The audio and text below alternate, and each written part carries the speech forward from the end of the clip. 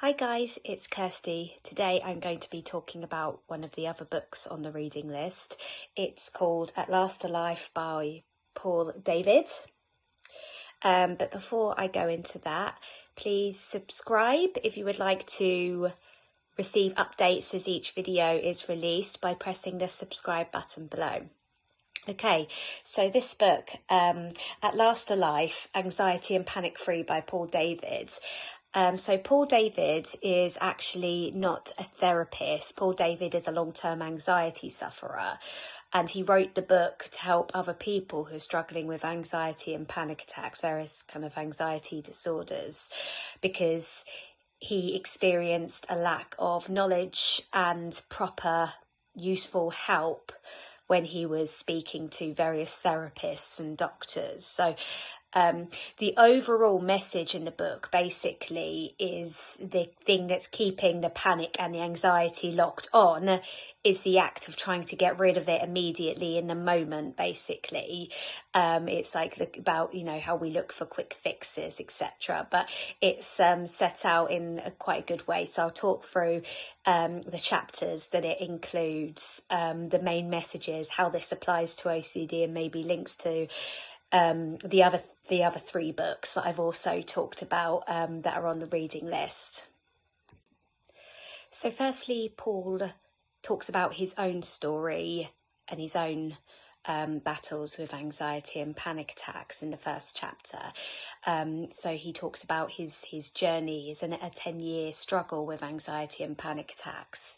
And he talked about how he'd seen various doctors and they'd looked at him with a blank expression on their faces. And he'd seen various therapists, tried psychoanalysis, various types of therapy, etc.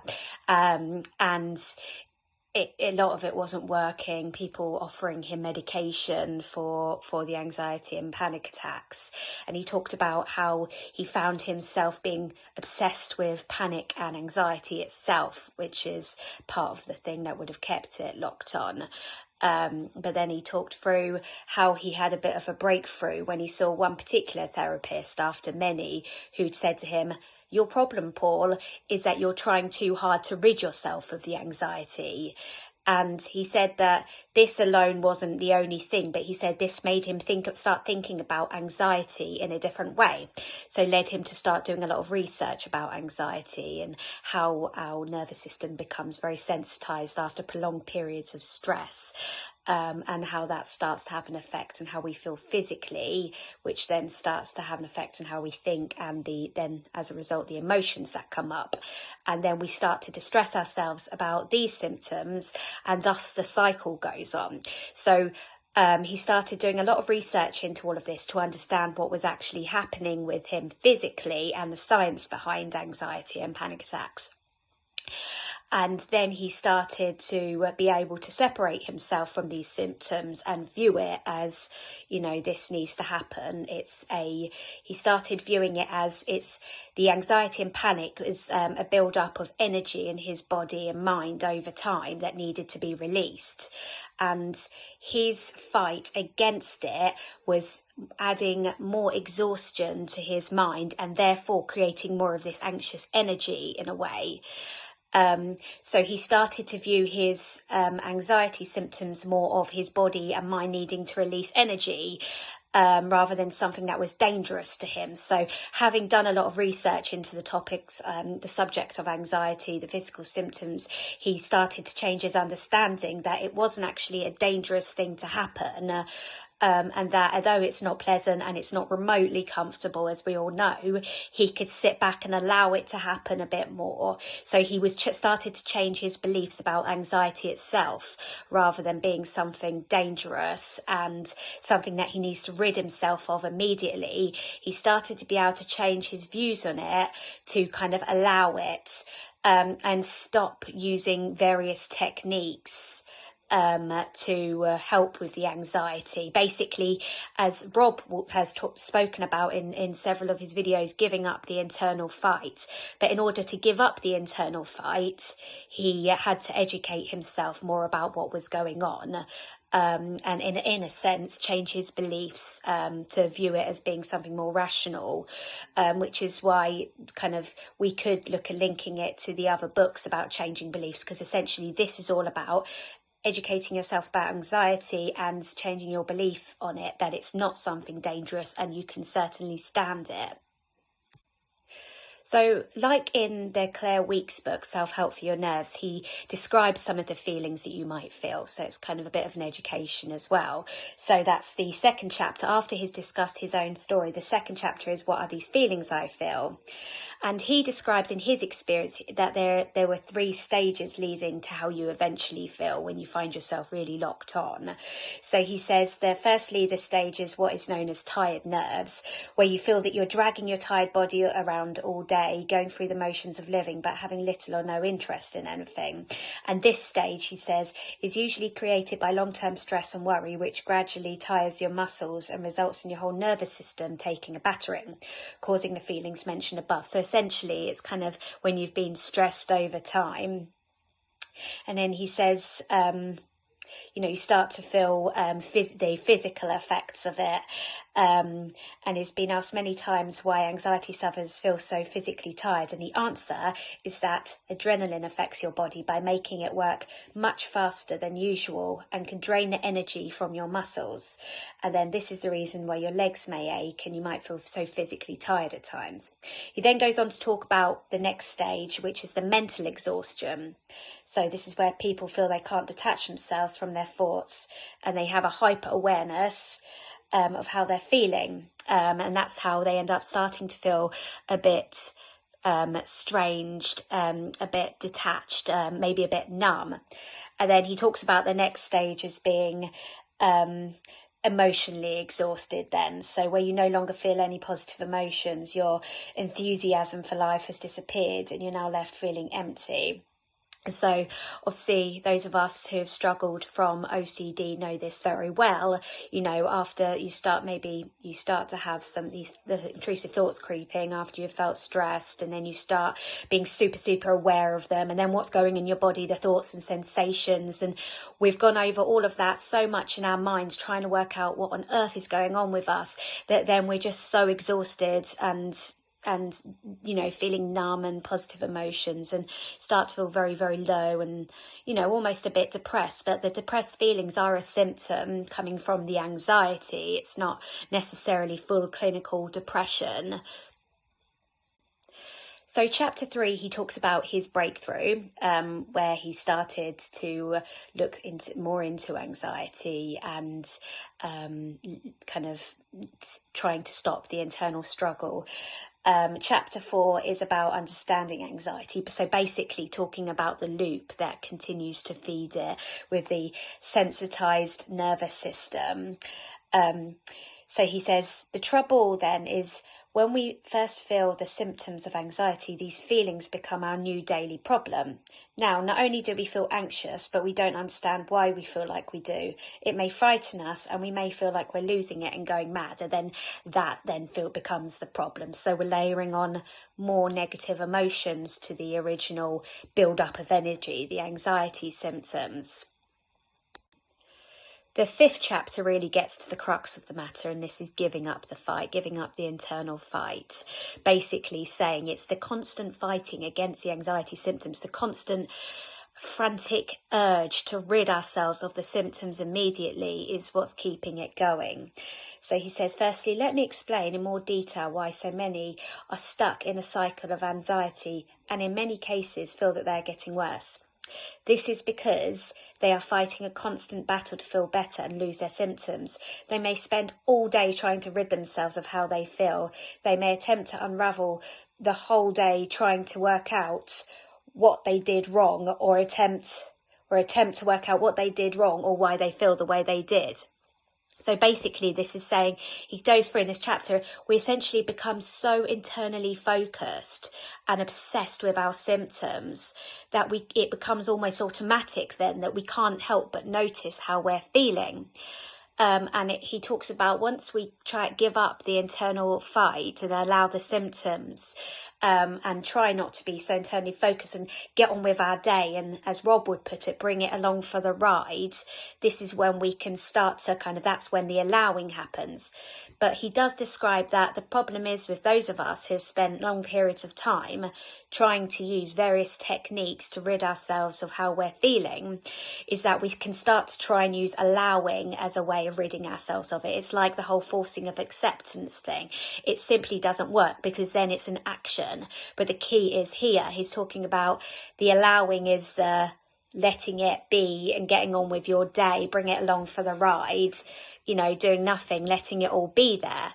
But that also includes, if you're naturally finding yourself internally focused on it, allowing that as well initially, but still continuing on with your day, because eventually then you will start getting more used to being a bit more externally focused on what's going on in your day, in your daily life, rather than what's going on in your mind and your body. Basically, Paul talks about the more we're trying to work out how we can get better, the more we're kind of putting pressure on our minds and making our minds tired again. And when our minds are tired, they don't necessarily work properly. So what he's saying is, when we give up this internal struggle, stop desperately trying to work out how to rid ourselves, and as Claire Weeks put it, letting time pass, the more we give ourselves a little bit more headspace, because we're not trying to problem solve. So then our mind is given an opportunity to rest a little bit and take in maybe what else is going on in our life and think a bit more clearly. Because if we're constantly trying to work out how to get better, what we can do to get better, how we can make sure we can get rid of the uncomfortable feelings, how can I make myself be better at having the uncomfortable feelings even, then it's still kind of putting more and more pressure on our minds, which keeps the cycle going, and then our body's still tired because it's all linked. There's more adrenaline, and it just keeps it all going. Paul talks through in this chapter learning to experience our emotions, and this is very relevant for those of us with OCD, because when we feel uncomfortable emotions, we find ourselves trying to push them away or do something to get rid of them.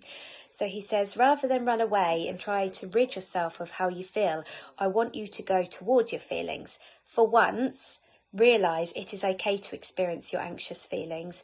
Remember, it's only natural in the circumstances to feel the way you do. If your nerves and mind are exhausted, there is not a single thing you can do to instantly feel better. So this battle with yourself is totally pointless. Someone once said, you must make anxiety your friend in order for you both to live in peaceful harmony, and this is so very true. And he said that this is changing his view on anxiety helped him to allow it, and it helped him to change his view to see it as something that he needed to feel in order to get better. Was he needed to feel this anxiety. He needed to allow this anxious energy to escape. Once Paul explains the principles of giving up the fight in the 5th chapter, he then goes on to talk about various other side effects, kind of the things that come along with the anxiety, and goes into more detail about these things and how giving up the fight can apply to these. So chapter 6 is about panic attacks, which I believe is one of the things he suffered with the most. So that feeling when the panic comes upon you so suddenly, and you suddenly feel like you're going to have a heart attack or something. It's when it comes on spontaneously. And then he talks about feeling detached from your surroundings, so a little bit like, detachment, depersonalization type thing.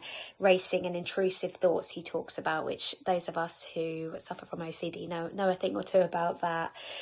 And then he talks about some of the success stories as well, which is good, because it, when you get that, it gives you some hope then, and you hear about how other people apply these techniques and other people who might have similar stories, and and also that helps to change your beliefs around anxiety as well. The more evidence that you're given to back up these new beliefs, the better. Your subconscious is in the background taking notes on this.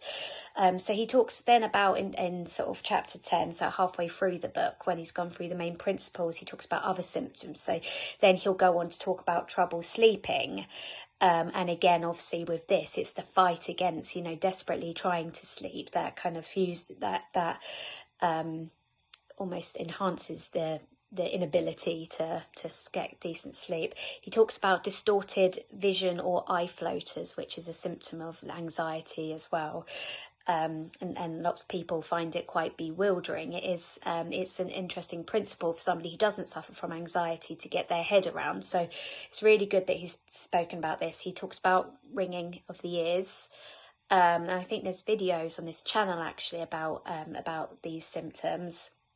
Feeling guilty, which is a huge one for those of us who suffer from anxiety.